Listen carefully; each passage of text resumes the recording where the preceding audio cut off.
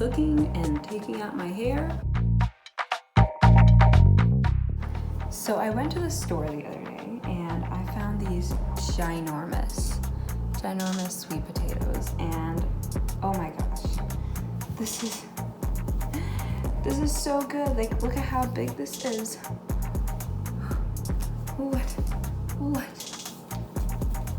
What? Okay, so sweet potatoes are rich with antioxidants and protect your body from free radicals. Free radicals are unstable molecules that can damage DNA and trigger inflammation. Free radical damage has been linked to chronic illnesses like cancer, heart disease, aging. Therefore, eating antioxidant-rich food is good for your health. The moment a sweet potato touches your tongue, you just stop aging. And then may enhance, keyword on may enhance brain function. And may support your immune system. That's nice, that's nice. I'm gonna pick one of these guys. I choose this guy. This guy looks good. We're gonna wash him.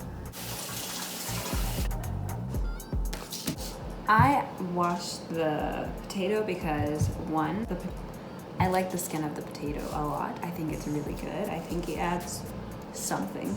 And also, I actually like raw sweet potato.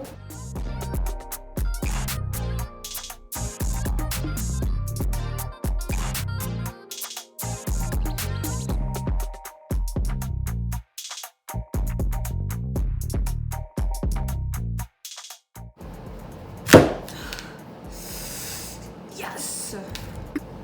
Look at this water break.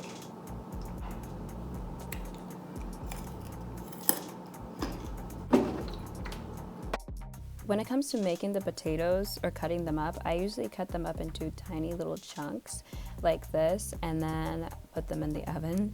Sorry, it looks like I'm about to cut my fingers sometimes, and honestly, it's because I really don't know how to cut anything at this point.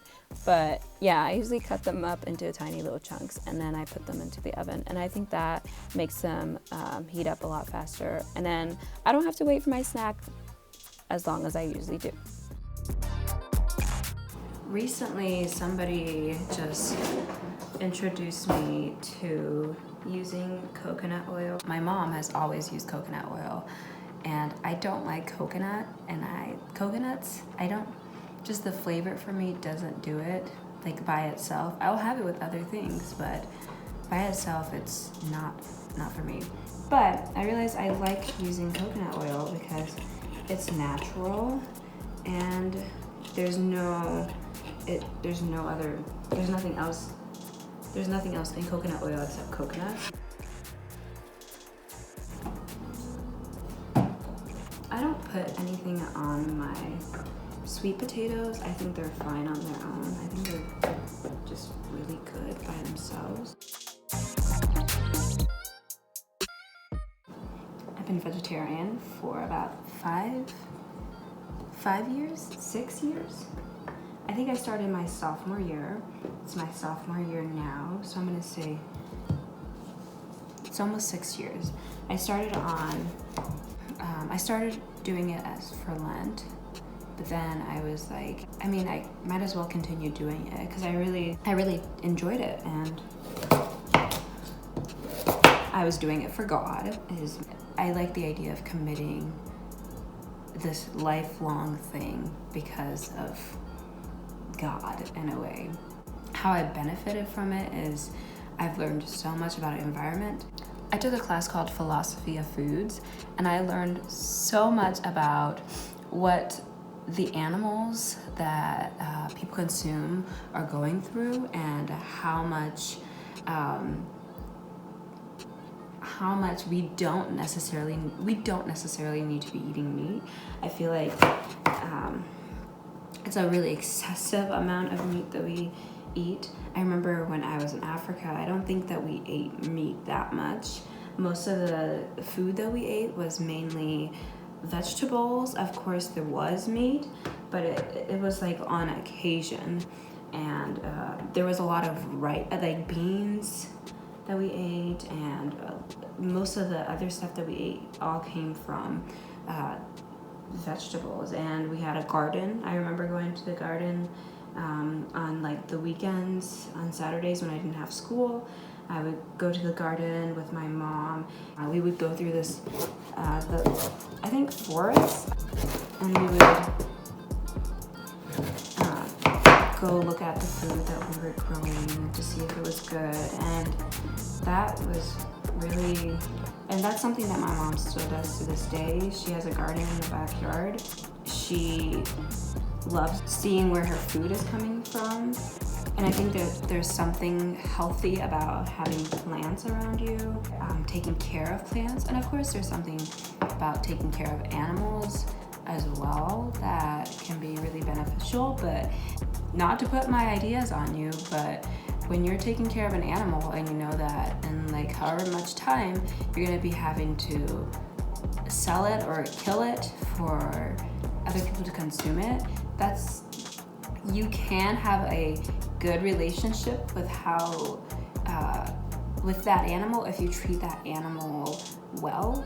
But if you're not treating that animal well and it's just a piece of cattle or it's just food, then you're not really benefiting from that relationship. But plants are just so good. I have so many, and I hope to get more. So if my plants are healthy, I am feeling healthy. If the plants are not looking pretty healthy, I probably feel horrible inside because I haven't been taking care of them and I haven't been looking at their needs. And now we wait. My wisdom teeth are coming in and it's very, very painful. It started maybe like a year ago is when it started hurting, and I was like, oh no, it's fine, because I don't really have insurance. I was just like, okay, it'll be okay. Like I just wait it out like until I have the right money. And now that all this is happening, it's getting worse. Yesterday I woke up and my right side had in lower jaw, the back of the gum had swollen up. I could feel like a huge lump had swollen up and I couldn't bite down. And so all day yesterday I was using this side to chew.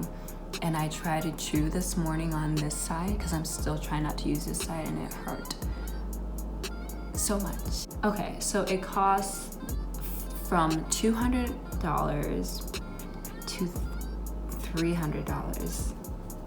And sometimes more, of course. I went to Walgreens and I bought some instant tooth and gum relief.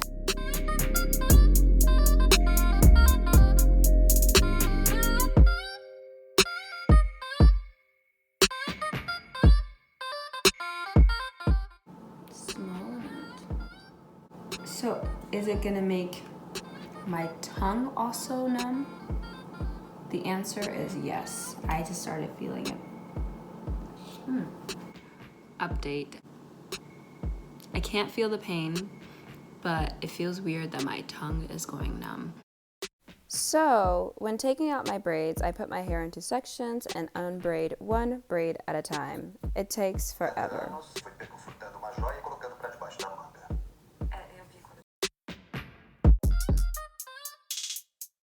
So the potatoes look pretty ready, and so I go in with a fork and I just stab a few, you know, and after doing that I know that they're ready, so I go ahead and take them out, and basically that is my snack for the day.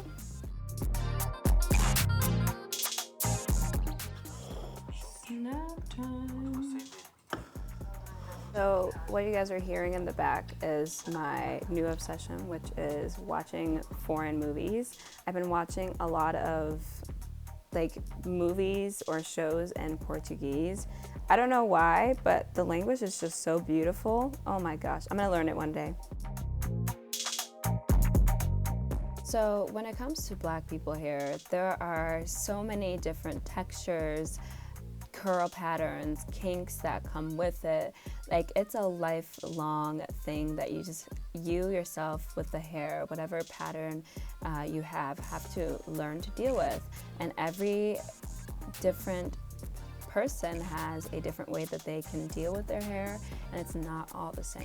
And I think that's what makes Black people's hair so beautiful and so complex. And also, that's one of the things that I really disliked about my hair. I wanted to have a straight hair, the straightest hair possible. That's what I wanted, because I thought that would just be easier. But over time, I've just learned to really enjoy my hair and the many different ways that it just works with me. Sometimes it just doesn't want to do anything, and I'm just like, wow, okay, that's fine. And other times I'm like, it's just like beautiful, and it's this big afro, and it's like the most beautiful thing in the world. And I enjoy all the different ways that my hair works, and I just hope that other people learn to do the same, because at the end of the day, that's my hair, and I'm the only one I'm either going to accept it, or I'm either going to just hate it. Hello. So I got some packages, and I'm going to be opening them up. It's really weird opening up packages during the quarantine, as like, should I be touching all this stuff? And the answer is probably like, yes, and then wash your hands, which I will do. All right.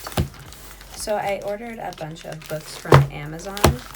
And do I even need scissors? Probably not. Yeah, I do.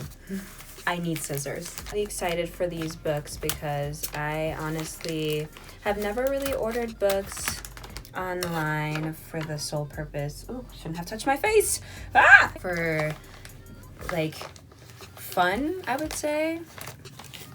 Like, I always order books online because it's for class.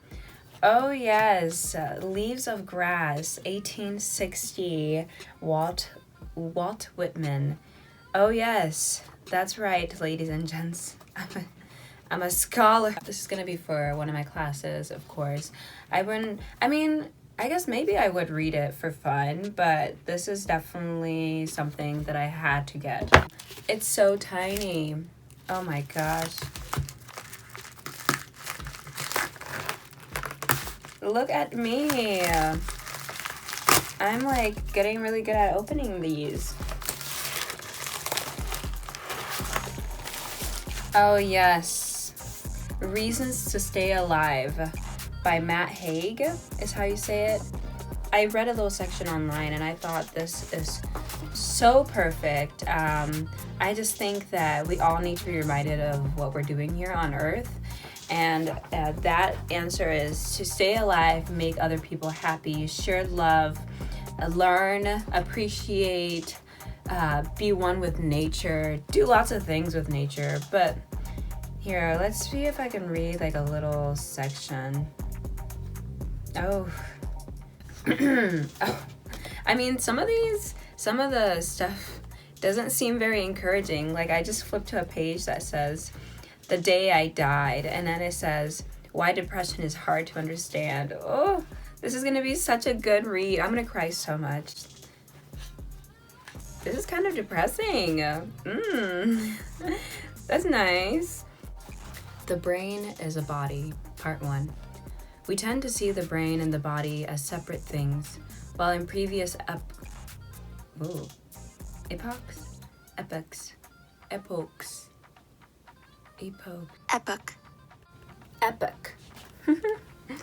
Okay, I have to start all over. The Brain is the Body, Part 1. We tend to see the brain and the body as separate things, while in previous epochs the heart was at the center of our being, or at least on an equal footing with the mind. Now we have this strange separation where the mind is operating the rest of us like a man inside a bulldozer. The whole idea of mental health as something separate to physical health can be misleading in some ways.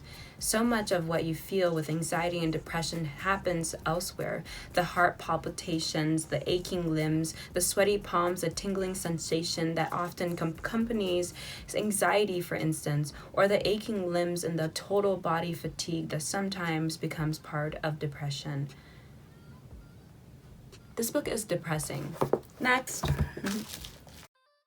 I actually read a few more of that book, and it wasn't as bad as I was saying it was. There's a few spots where it is pretty depressing, but he's overall trying to send the message that although there are a lot of things that are happening in our lives, there are still good moments too.